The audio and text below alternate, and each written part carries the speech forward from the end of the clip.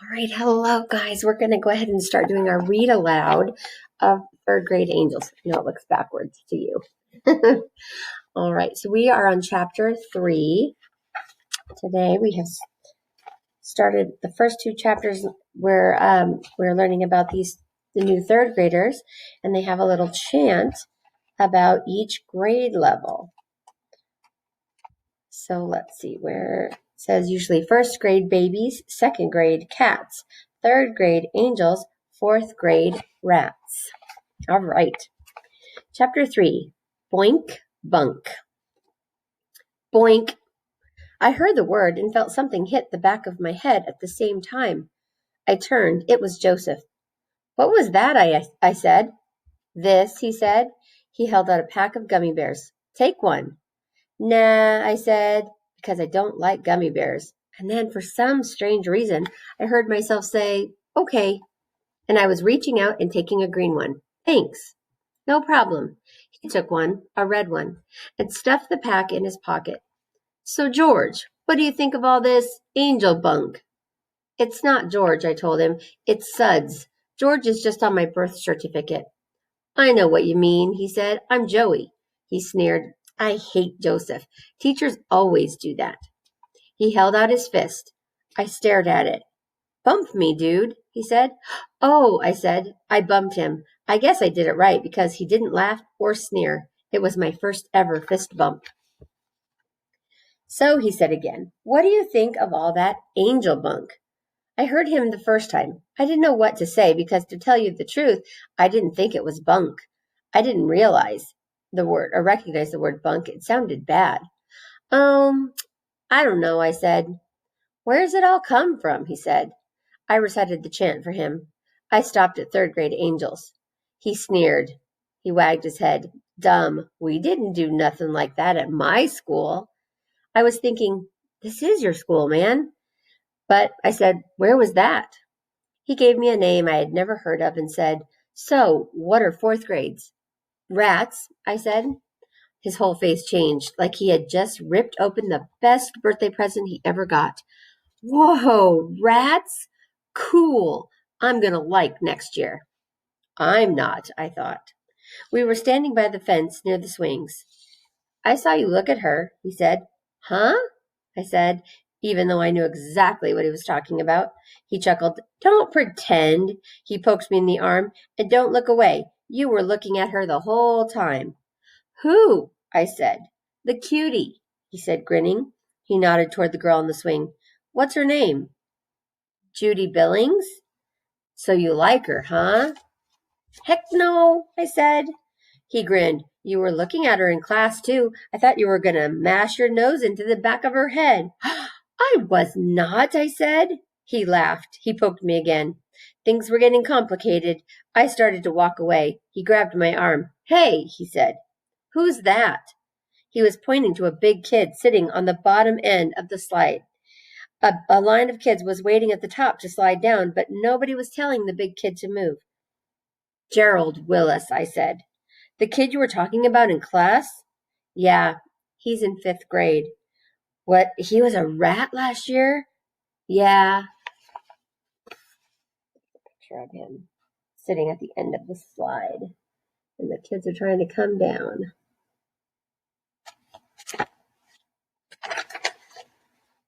Was he the boss rat? He asked. Yeah, I guess so, I said. The way Joey was looking at Gerald Willis, I could tell he wanted to be a boss rat someday. Then suddenly he was running across the playground to the slide. He pushed his way to the top of the ladder, threw out his hands and yelled, Geronimo! And slid down right into the back of Gerald Willis. It was like a monkey crashing into a gorilla. Gerald Willis didn't flinch. Joey, faster than you could think, hopped with both feet onto Gerald's shoulders, pushed off, and hit the ground running. Gerald Willis was screaming at him after him, but Joey was only laughing.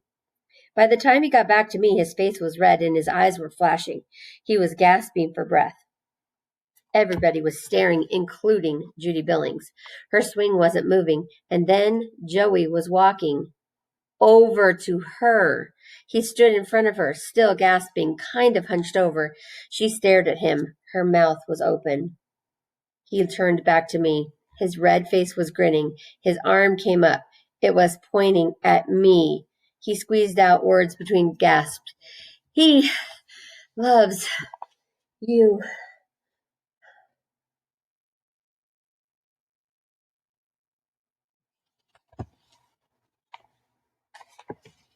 Judy didn't move at first, like she didn't hear him. Then her head started turning real slow till it stopped at me.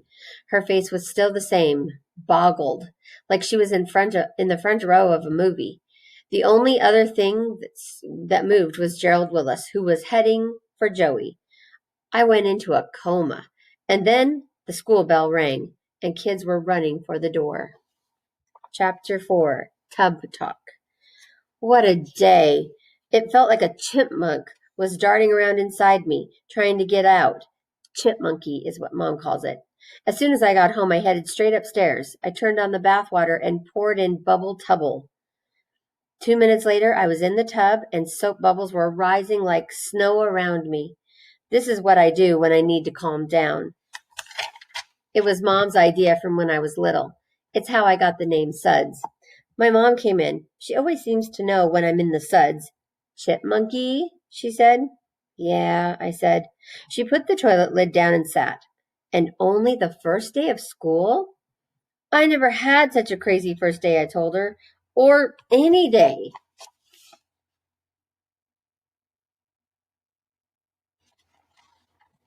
She scooped a handful of suds and blew them at me. I laughed.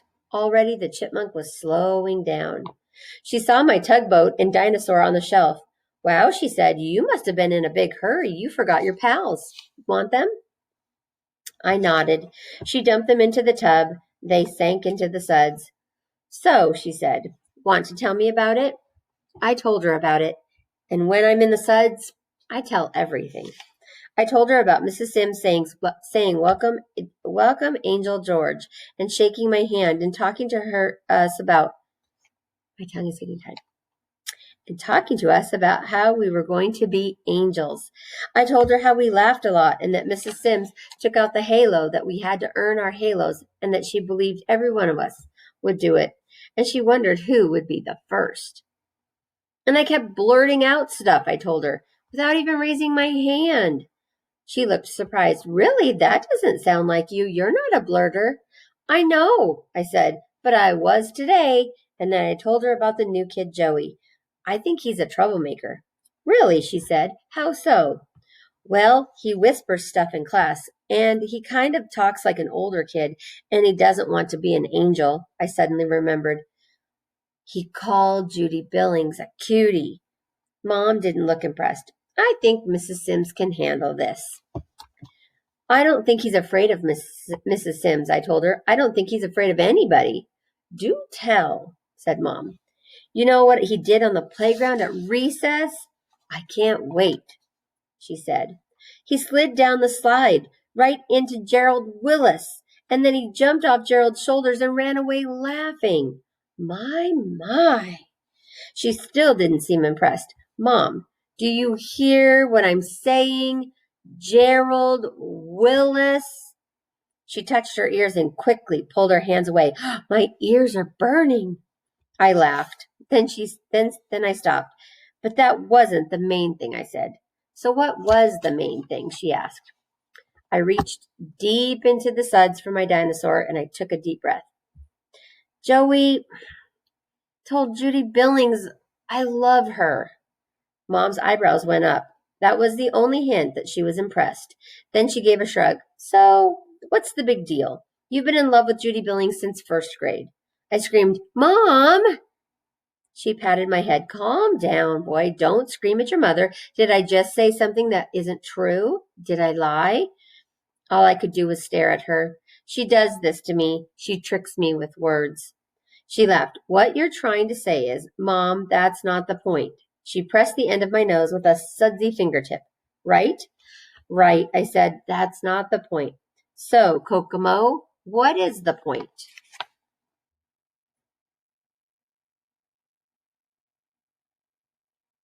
Okay, The point is, he said it out loud to her. And you don't want her to know it? No, I said, like, why would I? But you tell her you love her in every Valentine's card.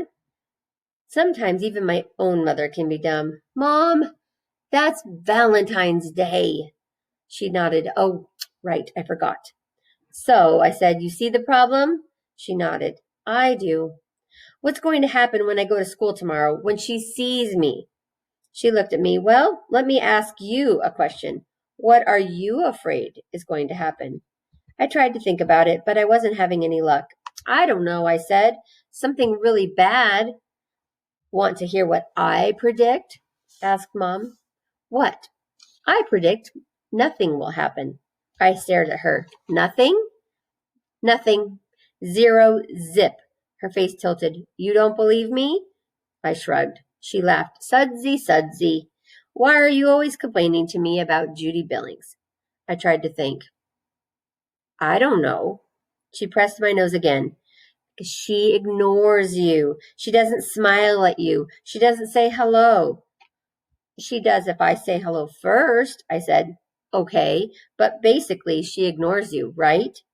It was true. I just didn't like hearing it from my own mother. I guess, I said. My mother smacked her knee and stood up. Okay then, so I predict, she held up one finger, nothing bad at all will happen. Judy Billings will not laugh at you. She will not spit on you. Nothing will change. Judy Billings will simply ignore you, like she always has. I felt better. I also predict, she held up two fingers, you will stop chipmunking about it. And my final prediction, three fingers, is that you and Judy Billings and everybody else will forget about who loves who because you'll all be too busy being superstar angels. She opened the bathroom door. She sent me a thumbs up. Got it? I sent a thumbs up back at her. Got it. She left. I settled deeper into bubble tubble. I wasn't sure if I believed all of her predictions, but I did believe one. Already the chipmunk was gone. And chapter 5, The Hat. Mom was right.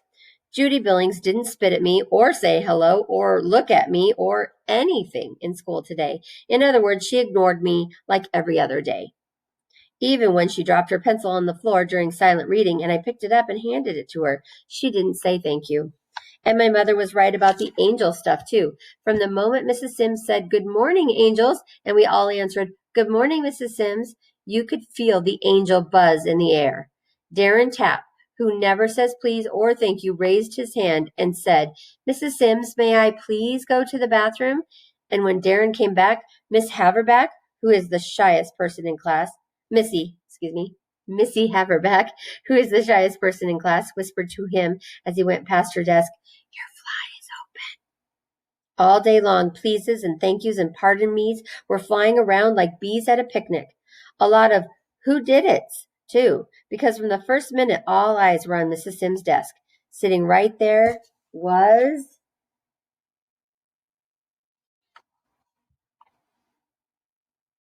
an apple, a really big red apple, a really big red polished apple, buffed to a shine like it was a new car.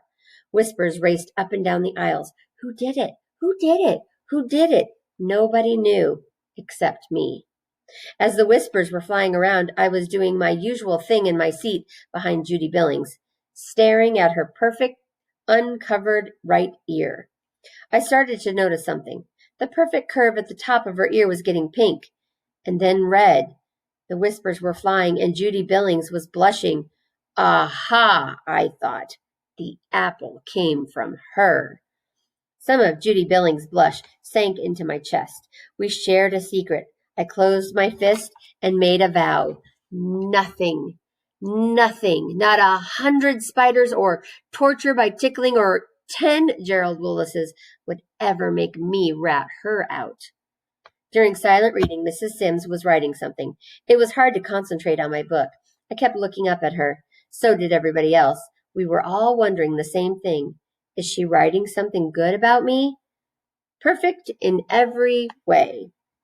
I kept remembering what Judy Billings said about angels yesterday, and that's what we were today, perfect in every way. We sat in we sat in our we sat straight in our chairs and raised our hands for every question and stood to give our answers and were quiet as mice the rest of the time. I kept reminding myself to keep my lip buttoned and not blurt out stuff like yesterday. Only Joey was bad. He kept making noises and funny faces. He was trying to make us laugh, but nobody did. Even in the lunchroom, we were perfect. Everybody smiled at the lunch ladies and said thank you whenever they handed us something, and everybody chewed with their mouths shut. Well, except Joey. Then came after lunch recess.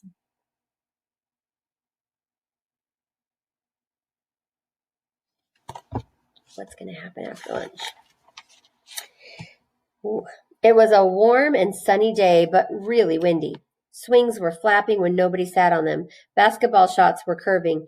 Besides the wind, everybody was going along pretty normal until a yellow baseball cap came flying onto the playground. On the other side of the fence, a lady in a sweatsuit was stopped, jogging in place. She was pointing to her hat, which had blown off and landed among a bunch of us third graders. For a second, nobody moved, and then it hit all of us at once. Good deed. About 10 of us pounced on the hat. There were so many hands, the best I could do was grab somebody's wrist. We were wrenching and pulling and twisting 10 different ways. I got it! I got it! Let go!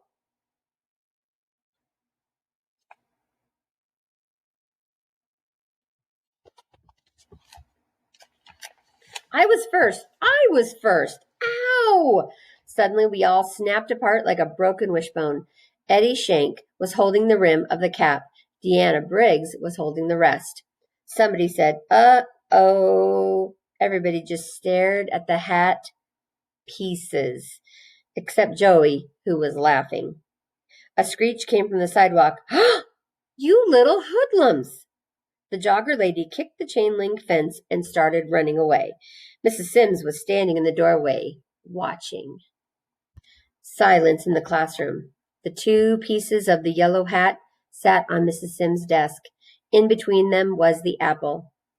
That was disgraceful, said Mrs. Sims. Very unangelic behavior. Judy Billings raised her hand.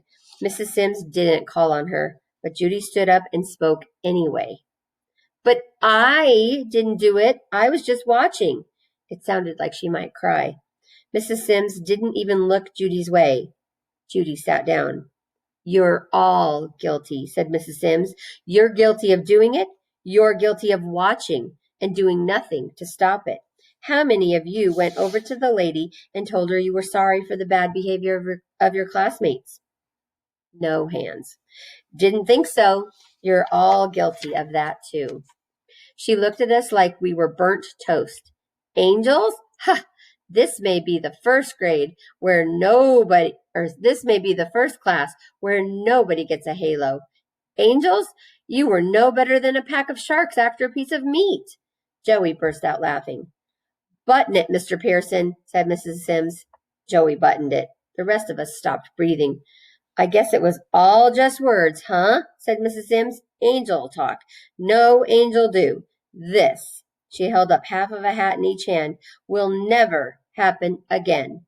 Her eyes went up and down the rows, zapping each one of us with a yeah, you glare. She put the hat halves down. Got it? No sounds came from us. We were just boggled, and we nodded. All right. All right, we're going to stop there and we will read our next chapter tomorrow. And your question for today is going to be based on our book. So hopefully you have had a chance to do our read aloud because our question is about our book. All righty. I will see you tomorrow, guys. Thank you.